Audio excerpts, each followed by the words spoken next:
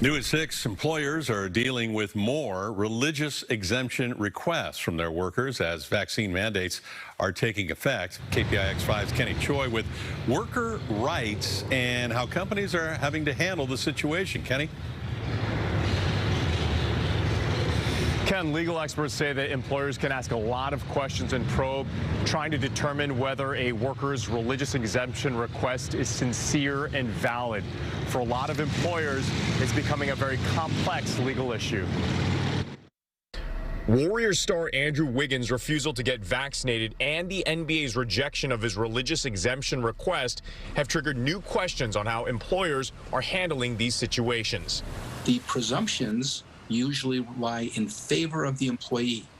The employer has to really show that their beliefs, the employee's beliefs, are not sincere. That could be quite a burden, but it certainly can be done.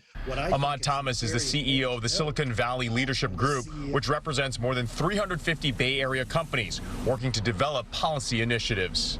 Leaders running our largest companies believe that mandates, believe that taking this proactive step to keep their employees safe is critical. United Airlines recently announced it will put employees who are granted religious exemptions on unpaid leave. Bob Issa is a labor attorney for Dwayne Morris and believes wrongful termination lawsuits are on the way. These issues are going to be first impression cases because there is no precedent, and it will work its way up to the courtrooms, and it'll go to the appellate courts, and I think eventually it'll go up to the Supreme Court. It could easily happen. It's hard to see any large scale, in my view, any large scale type of approval from companies, especially the most sophisticated, larger companies, around mass approvals for the religious exemption. Legal experts say employers must accommodate religious exemptions that allow people not to get vaccinated if it's sincere.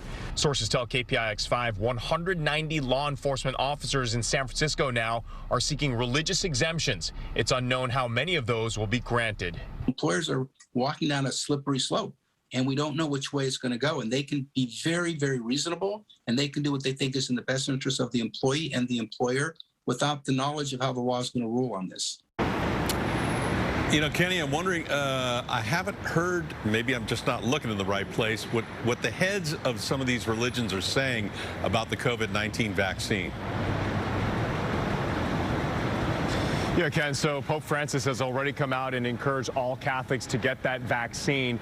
But when it comes to this religious exemption, it ultimately boils down to someone's personal belief and not what a spiritual leader says or a religious organization says about the COVID-19 vaccine. Ken? Understood. Kenny Choi reporting live. Thanks, Kenny.